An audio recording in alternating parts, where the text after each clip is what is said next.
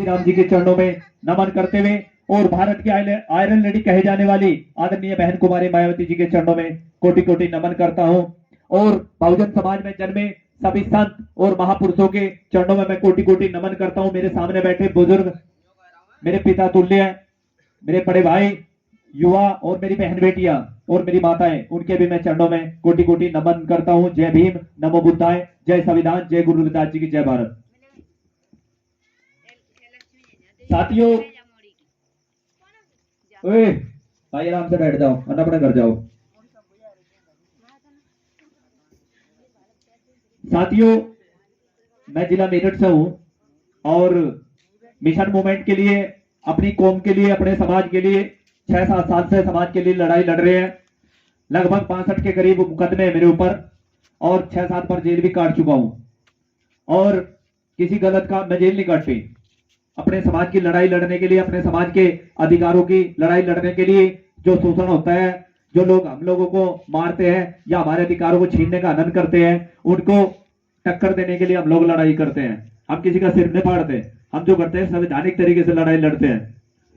तो साथियों, इस विषय में हम लोग आज जो आने का मेन पर्पज यही है कि हमने गांव-गांव में जागरूकता अभियान चला रखा है पूरे मध्य प्रदेश में और इसकी स्टार्टिंग जो की गई थी वो भिंड जिले से की गई थी, जिसमें हम मुरैना क्षेत्र में लगे हुए हैं। साथियों, हमारा जो नेशनल भीम आर्मी बहुजन एकता मिशन एक सामाजिक संगठन है जो 18 राज्यों में ये संगठन चल रहा है और सबसे ज्यादा शिक्षा और नशा, इस पर सबसे ज्यादा वर्क चल रहा है हमारा। क्योंकि हमारे समाज में से अगर शिक्षा को बढ़ावा मिल गया और नशा खत्म हो गया तो हमारे समाज में से गरीबी भी खत्म हो जाएगी और हमारा समाज बहुत ऊंचाइयों की बुलंदी छुएगा। सबसे बड़ी बात क्या है, परम पूज्य बाबा साहब ये कह गए थे कि शिक्षा वो सेंडी का दूध है, जो पिएगा वो दहाड़ेगा। लेकिन जिन्होंने शिक्षा का दूध पिया वो दहाड़े क्या, वे तो फुंकार भी नहीं रहे, क्योंकि उन्हें नौकरी मिल गई। नौकरी पाकर वे अपना टीवी और बीवी में ही व्यस्त है, वे कभी समाज की तरफ को नहीं देखते। मेरी भाषा समझ में आ रही है आप लोगों के? नहीं, आपकी तो आ रही, उनके पूछ लो। नहीं ऐसा हो जाए भैया, आप तो भी समझ में नहीं आती, फिर तो ठीक है। देखो, हमें कोई नेतागिरी नहीं करनी, ना हम नेतागिरी करना है। नेताओं से तो हम बहुत किल से हैं, क्योंकि नेता तो जो होते हैं वो केवल इलेक्शनों के टाइम पर आओगे, आपके पैर भी छुएंगे, आपका झुट्टा भी खावेंगे और जब आप मतलब उन लोगों का काम निकल जाएगा तो 5 साल वो अपनी शिकल भी दिखाएंगे। ये नेताओं का काम होता है। लेकिन हमें लोग क्रांतिकारी, हम उन क्रांतिकारियों में हैं कि अपने समाज के लिए गर्दन झुकाना जाने तो गर्दन काटने में भी पीछे नहीं हटते। लेकिन हम जायज लड़ाई लड़ते हैं, नाजायज नहीं, संवैधानिक तरीके से लड़ते हैं, न कि असंवैधानिक। परम पूज्य बाबा साहब ने ये कहा था कि शिक्षा वो सेंडी का दूध है, जो पिएगा वो दहाड़ेगा। लेकिन साथियों, हमारा यही कहना है कि एक समय भूखे रहो लेकिन अपने बच्चों को शिक्षित करो, अपने बच्चों को सही दिशा निर्देश में दो। अगर आप कोई कार्यक्रम भी कर रहे हैं, चाहे मृत्यु भोज हो, चाहे जन्मदिन हो, चाहे कोई शादी ब्याह हो, उसमें लिमिटेशन अनुसार पैसा लगाओ। जितना आप पैसा उसमें ज्यादा लगाओगे उसका 10% अपने बच्चों की शिक्षा में लगाओ। आपकी गरीबी दूर हो जाएगी और आप पर शोषण होना बंद हो जाएगा। और सबसे बड़ी बात यही है कि मेन चीज क्या होता है कि आज हमारा समाज जो पीछे है या हमारे समाज की जो दुर्गति हो रही है या शोषण हो रहा है, इसका सबसे बड़ा कारण यही है कि हमारा समाज जागरूक नहीं है और सबसे ज्यादा शिक्षा से वंचित है। मेन चीज क्या, बाबा साहब ने जो कुर्बानी दी थी हमारे समाज के लिए, सबसे बड़ी कुर्बानी ये दी थी कि जिस टाइम हमारे अधिकारों की लड़ाई लड़ने के लिए जिस टाइम ब्रिटिश सरकार ने हमें कुछ देने की सोची, देने की क्या, ब्रिटिश सरकार ने 2 वोट डालने का, हमें अधिकार देने का पूरा प्री प्लान बना लिया था। और परम पूज्य बाबा साहब ने उसके लिए जो गोलमेज सम्मेलन हुआ था वहां पर पूरी तैयारी से चले थे। लेकिन मानववादी गांधी एंड कंपनी, गांधी, पंडित जवाहरलाल नेहरू, शास्त्री, पटेल, तमाम ऐसे लीडर थे जो कांग्रेस के लीडर थे, वे नहीं चाहते थे कि हमारे अपने समाज को हमें 2 वोट डालने का अधिकार मिले। 2 तो छोटो, 1 भी वोट डलवाने का कोई अधिकार नहीं चाहते थे। लेकिन परम पूज्य बाबा साहब वो इतनी बड़ी महान मूर्ति थी, इतनी बड़ी हस्ती थी कि जिन्होंने हमारे अधिकारों की लड़ाई के लिए अपने 4 बच्चे कुर्बान करे थे। जिस टाइम बाबा साहब गोलमेज सम्मेलन के लिए लंदन में हमारे समाज की लड़ाई लड़ने के लिए जा रहे थे, क्योंकि उस कोर कमेटी का जो चेयरमैन बने थे वो परम पूज्य बाबा साहब बनाए गए थे। जब तक उनके सिग्नेचर नहीं होते, जब तक उनका प्रस्ताव पास नहीं होता, तब तक वो गोलमेज सम्मेलन बिल्कुल कंप्लीट नहीं होना था। जिसमें कि बाबा साहब ने जिस टाइम बाबा साहब गोलमेज सम्मेलन के लिए लंदन में जा रहे थे, तो बाबा साहब शिप में चढ़ने से पहले, जहाज में चढ़ने से पहले उनके बड़े भाई आए। उन्होंने कहा कि भीमा, तूने 3 बच्चे तो खो दिए समाज के लिए, तूने 3 बच्चे तो खो दिए, तेरा लास्ट बेटा बच रहा है, जो सबसे छोटा बेटा था, राज रतन, सबसे प्यारा बेटा। ठीक, उन्होंने उनसे कहा बाबा साहब को कि ऐसा है भाई, तू इस बच्चे को बचा ले वरना तेरा वंश खत्म हो जाएगा। तो बाबा साहब की आंखों में आंसू आ गए और बाबा साहब सोचने लगे। तो बाबा साहब ने ये जवाब दिया कि भाई, जहां मैंने 3 बच्चे खो दिए, मेरा चौथा बेटा भी कुर्बान। क्योंकि उनका यह कहना था कि मैं एक बेटे को बचाने के चक्कर में 3 करोड़ दलित बेटों का दमन नहीं होने दूंगा। अगर उस गोलमेज सम्मेलन में नहीं गया तो ये गांधी एंड कंपनी वाले मेरे समाज की वो दुर्गति करेंगे कि ना पूरी जिंदगी गुलाम बनाकर रखेंगे।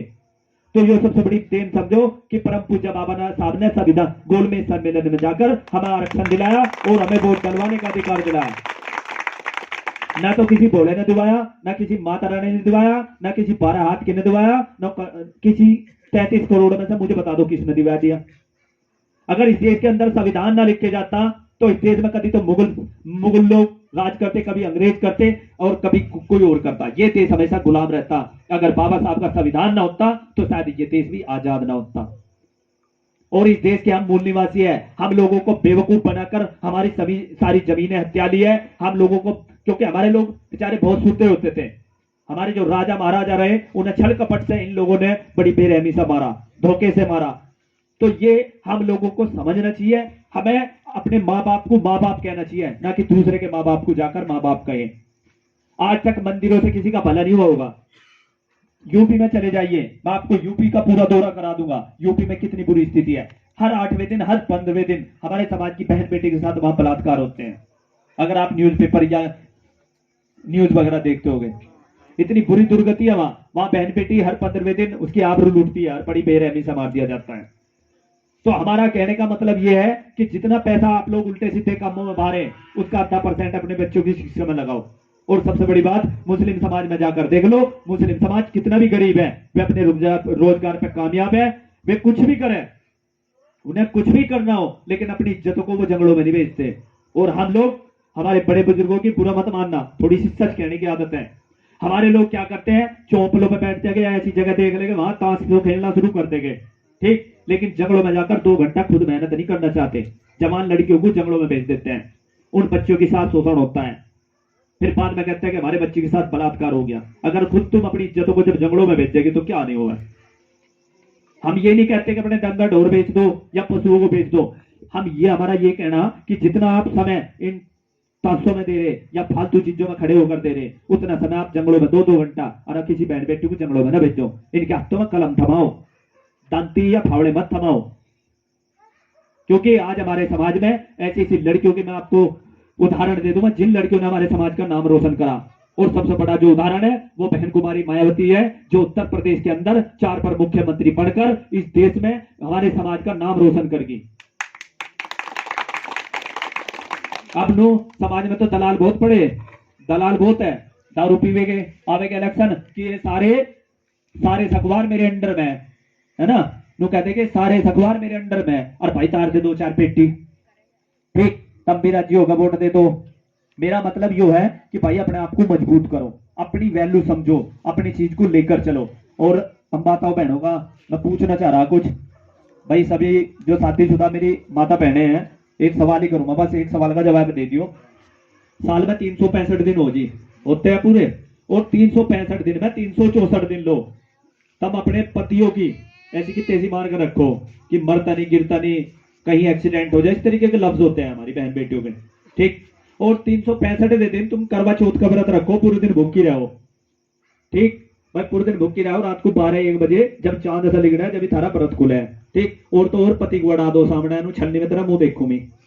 ठीक, एक चीज बताओ माताओं बहनों, अगर करवा चौथ का व्रत रखने से, एक दिन का भूखा रहने से पति की लंबी आयु हुआ करती, यानी कि पति की उम्र बढ़ा करती, तो इस देश में जितनी मेरी माताएं बहनें करवा चौथ का व्रत रखती है, वे कभी विधवा नहीं होती, सदा सुहागन रहती। और जो बेचारी करवा चौथ का व्रत नहीं रखती, वे तो सारी विधवा हो जाती है, और भैया उनके तो पति सारे पर लोग सिधार जाते हैं, है नहीं है। तो बेमतलब के पाखंडवाद है। हम लोगों पे बेवजह के और बेफजूल के ये हम लोगों पे त्योहार रख दिए। ये 33 अब मंदिर बजावा खूब मत्थे टेक है। आज तक मंदिरों से कुछ मिला क्या? अगर मिला है तो कर्म करने से मिला है। अपने माँ बापों की तो सेवा करते नहीं, अपने माँ बापों को तो उल्टा सीधा बोल रहे हैं और जा रहे मत्थे टेकने मंदिर में। तो हम लोगों को असली और नकली की असल करनी है, पहचान करनी है। ये नहीं कि बेटा चाल चलती, चलो भाई जहां चलना चलो। अभी सरकारी स्कूलों में सबसे ज्यादा बच्चे किसके पढ़ने जावे हैं? हमारे समाज के, पूरे देश में। भाई प्लीज साइलेंट हो जाओ। पूरे देश में जितने प्राइमरी स्कूल खुले हुए हैं वहां सबसे ज्यादा बच्चे जो पढ़ने जाते हैं। अब बंद कर दो वीडियो। निकल जाना तो 5 साल वो अपनी शिकल बिंदी दिखाएंगे। ये नेताओं का काम होता है। लेकिन हमें लोग क्रांतिकारी, हम उन क्रांतिकारियों में हैं कि अपने समाज के लिए गर्दन झुकाना जाने तो गर्दन काटने में भी पीछे नहीं हटते।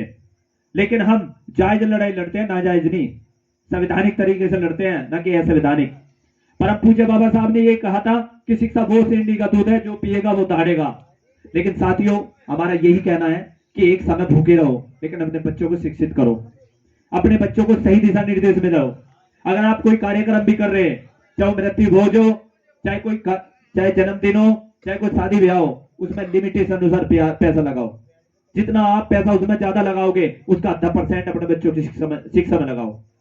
आपकी गरीबी दूर हो जाएगी और आप पर शोषण होना बंद हो जाएगा।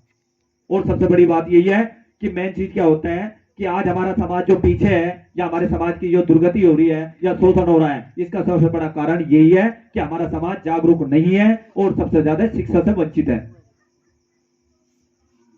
मेन चीज क्या, बाबा साहब ने जो कुर्बानी दी थी हमारे समाज के लिए, सबसे बड़ी कुर्बानी ये दी थी कि जिस टाइम हमारे अधिकारों की लड़ाई लड़ने के लिए जिस टाइम ब्रिटिश सरकार ने हमें कुछ देने की सोची, देने की क्या, ब्रिटिश सरकार ने 2 वोट डालने का, हमें अधिकार देने का पूरा प्री प्लान बना लिया था। और परम पूज्य बाबा साहब ने उसके लिए जो गोलमेज सम्मेलन हुआ था वहां पर पूरी तैयारी से चले थे। लेकिन मानववादी गांधी एंड कंपनी, गांधी, पंडित जवाहरलाल नेहरू, शास्त्री, पटेल, तमाम ऐसे लीडर थे जो कांग्रेस के लीडर थे, वे नहीं चाहते थे कि हमारे अपने समाज को हमें 2 वोट डालने का अधिकार मिले। 2 तो छोटो, 1 भी वोट डलवाने का कोई अधिकार नहीं चाहते थे। लेकिन परम पूज्य बाबा साहब वो इतनी बड़ी महान मूर्ति थी, इतनी बड़ी हस्ती थी कि जिन्होंने हमारे अधिकारों की लड़ाई के लिए अपने 4 बच्चे कुर्बान करे थे। जिस टाइम बाबा साहब गोलमेज सम्मेलन के लिए लंदन में हमारे समाज की लड़ाई लड़ने के लिए जा रहे थे, क्योंकि उस कोर कमेटी का जो चेयरमैन बने थे वो परम पूज्य बाबा साहब बनाए गए थे। जब तक उनके सिग्नेचर नहीं होते, जब तक उनका प्रस्ताव पास नहीं होता, तब तक वो गोलमेज सम्मेलन बिल्कुल कंप्लीट नहीं होना था। जिसमें कि बाबा साहब ने, जिस टाइम बाबा साहब गोलमेज सम्मेलन के लिए लंदन में जा रहे थे, तो बाबा साहब शिप में चढ़ने से पहले, जहाज में चढ़ने से पहले उनके बड़े भाई आए, उन्होंने कहा कि भीमा, तूने 3 बच्चे तो खो दिए इस समाज के लिए, तूने 3 बच्चे तो खो दिए, तेरा लास्ट बेटा बच रहा है, जो सबसे छोटा बेटा था राजरतन, सबसे प्यारा बेटा। बुद्धं शरणं गच्छामि। अंबेडकर नेशन चैनल आर्थिक समस्या से गुजर रहा है। अगर आप बहुजन समाज में बाबा साहेब अंबेडकर और तथागत बुद्ध की विचारधारा को अधिक से अधिक लोगों तक पहुंचाना चाहते हैं तो हमें आर्थिक सहयोग प्रदान करें, ताकि हम अपने चैनल के माध्यम से देश विदेश में समता, बंधुता, एकता और संवैधानिक अधिकारों को ज्यादा से ज्यादा लोगों तक पहुंचा सकें।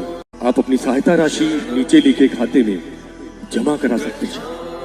खाता धारक गौतम रत्ना, खाता संख्या 3169576865 IFSC कोड SBIN 0060336, बैंक भारतीय स्टेट बैंक। आप हमारे बैंक खाते का विवरण स्क्रीन पर भी देख सकते हैं।